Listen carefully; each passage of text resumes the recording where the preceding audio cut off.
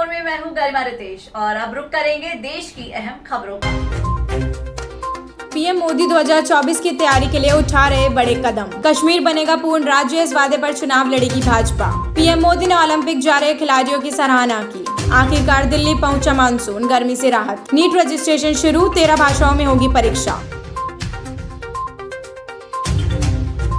Mumbai international airport का प्रबंधन अडानी के हवाले। भागवत बोले, संतों के सहारे आगे बढ़ेगा हिंदुत्व का एजेंडा। जनसंख्या नीति पर आखिर में निर्णय लेगी गुजरात सरकार। टीका लगवाने आए आशा कार्यकर्ता ने कर दी नसबंदी। फेडरर टोक्यो ओलंपिक से हटे, घुटने की चोट बनी वजह। आइए अब जानते हैं खबरें विस्तार से। कहते हैं कि दूध का जला छाछ भी फूंक कर पीता है। पश्चिम बंगाल के चुनाव नतीजे और कोरोना की दूसरी लहर के बाद प्रधानमंत्री नरेंद्र मोदी ने सबक ले लिया है। वह एक तरफ जहां जनता को उनकी लापरवाही के लिए बार बार चेता रहे हैं, वहीं केंद्रीय मंत्रिमंडल में फेरबदल विस्तार के बाद राज्यों के विधानसभा चुनाव की तैयारी के साथ 2024 तक का रोड मैप बनाते दिखाई दे रहे हैं। प्रधानमंत्री ने मंत्रिमंडल में विभिन्न समितियों के माध्यम से इसका बड़ा संदेश दिया है। कश्मीर मसले पर केंद्र सरकार की पहल के बाद जम्मू कश्मीर के नेताओं के सुर बदल गए हैं।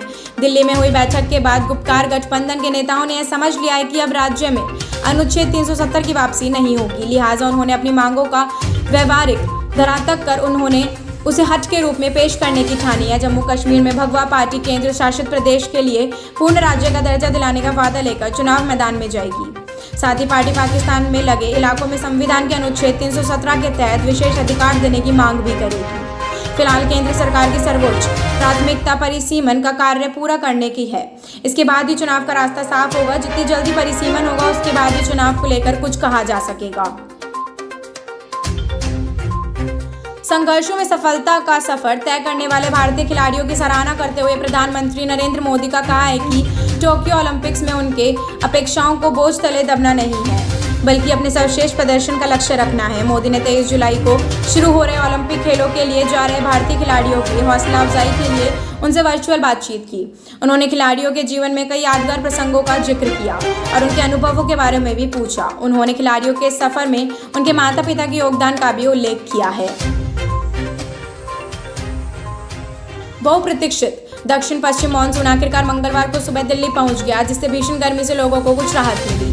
मौसम विभाग के अधिकारियों ने बताया कि पिछले 19 सालों में मानसून इस बार 2 सप्ताह से अधिक देरी से दिल्ली पहुंचा है। भारत मौसम विज्ञान विभाग के एक बयान में कहा था कि दक्षिण पश्चिम मानसून दिल्ली सहित देश के शेष हिस्सों, उत्तर प्रदेश के शेष हिस्सों, पंजाब, हरियाणा और राजस्थान में आगे बढ़ गया है। इस तरह दक्षिण पश्चिम मानसून 8 जुलाई की सामान्य तिथि के मुकाबले 13 जुलाई को पूरे देश में छा गया है। विभाग ने 13 जून को पूर्वानुमान जताया है कि मानसून अपनी सामान्य तिथि से लगभग 2 सप्ताह पहले आएगा। हालांकि वास्तव में मानसून अपनी सामान्य तिथि के लगभग 2 सप्ताह बाद दिल्ली पहुंचा। स्नातक चिकित्सा पाठ्यक्रमों में दाखिलों के लिए राष्ट्रीय पात्रता संघ प्रवेश परीक्षा यानी नीट के लिए नेशनल टेस्टिंग एजेंसीज ने आवेदन प्रक्रिया शुरू कर दी है। इस परीक्षा के लिए पंजीकरण राष्ट्रीय परीक्षण एजेंसीज की आधिकारिक वेबसाइट पर ऑनलाइन शुरू हो गया है। चिकित्सक बनने के इच्छुक विद्यार्थी पंजीकरण पोर्टल पर ऑनलाइन कर नीट 2021 के लिए आवेदन फॉर्म भर सकते हैं। आवेदन पत्र जमा कराने की अंतिम तिथि 6 अगस्त है। वहीं 8 से 12 अगस्त तक उम्मीदवारों को अपने आवेदन पत्र की संशोधित करने की अनुमति होगी। यह आवेदन पत्रों की जांचने और संशोधित करने का एकमात्र अवसर होगा। उल्लेखनीय है कि इस बार नीट अंग्रेजी और हिंदी सहित 13 भाषाओं में आयोजित किया जाएगा। इस बार अंग्रेजी और हिंदी के अतिरिक्त असमिया, बंगाली, गुजराती, कन्नड़, मलयालम, मराठी, उड़िया, पंजाबी, तमिल, तेलुगु और उर्दू में मेडिकल प्रवेश परीक्षा आयोजित की जाएगी। अडानी एंटरप्राइजेस लिमिटेड के पूर्व स्वामित्व वाली सहायक company Adani airports holdings limited ने अब मुंबई इंटरनेशनल एयरपोर्ट्स लिमिटेड का प्रबंधन अपने हाथ में ले लिया है। जब तक इस एयरपोर्ट का संचालन जीवीके समूह द्वारा किया जाता था।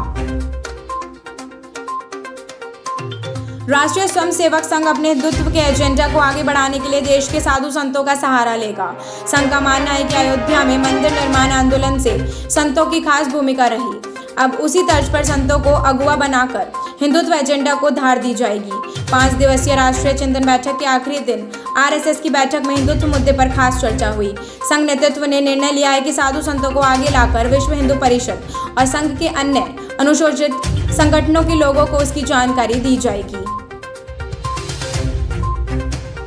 उत्तर प्रदेश के अररिया जिले में कोरोना टीका लगवाने के लिए जिला महिला चिकित्सालय लाकर एक आशा कार्यकर्ता द्वारा 45 वर्षीय मूक बधिर युवक की कथित तौर पर नसबंदी कराने का मामला सामने आया है। पुलिस इस मामले की जानकारी कर रही है।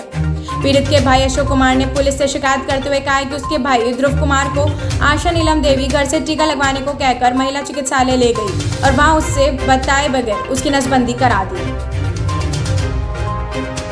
दुनिया के जाने माने टेनिस खिलाड़ी रॉजर फेडरर घुटने की चोट के कारण टोक्यो ओलंपिक से बाहर हो गए हैं। 20 बार के ग्रैंड स्लैम चैंपियन फेडरर ने इस बात की जानकारी अपने आधिकारिक ट्विटर हैंडल को जरिए दी।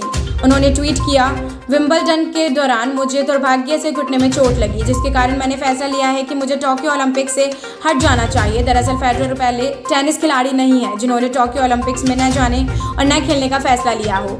इससे पहले कई दिग्गज खिलाड़ी ऐसा कर चुके हैं। लाला बजरी के बादशाह कहने वाले स्पेन के राफेल नडाल भी टोक्यो में अपना नाम वापस ले चुके हैं। वहीं ऑस्ट्रेलिया के डोमिनिक थिएम भी ओलंपिक से हट चुके और बता दें कि नडाल और थिएम विंबलडन में भी नहीं खेले थे। महाराष्ट्र के नासिक में एक हिंदू युवती अपने परिजनों की रजामंदी के बाद मुस्लिम युवक से शादी कर रही थी। उनकी शादी का कार्ड भी छपवाया गया, जिसे हिंदूवादी संगठनों ने लव जिहाद बता दिया। ऐसे में विवाद इतना ज्यादा बढ़ गया कि दोनों पक्षों को अपने सभी कार्यक्रम रद्द करने पड़ गए। आज के समय में ऑनलाइन फ्रॉड पहले ही अपेक्षा काफी बढ़ चुकी है।